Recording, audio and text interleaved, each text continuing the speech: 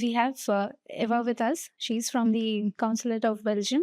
So, ma'am, can you tell me how this kind of forums can forward the industry adoption of robotics? Yes, with pleasure. Well, first of all, it was a big pleasure for me to be present here this evening. I think exchange between different parties from the industry, automotive, pharma, and so on, is very useful to exchange information, to exchange ideas, and also to see how we can move things forward. I think there's still a lot of things that can happen in India. And of course, we're, as Flanders Investment and Trade, we're very happy to be here and to see where we can do some matchmaking between our companies and the companies in India. And then what were your key takeaways from discussion? I think the key takeaways are the challenges that, companies all over the world are still facing when it comes to AI, like data. The data has to be good quality, governance, regulatory, is, of course, as well, and also to see whether there is really a threat that robotics AI will take over human talent.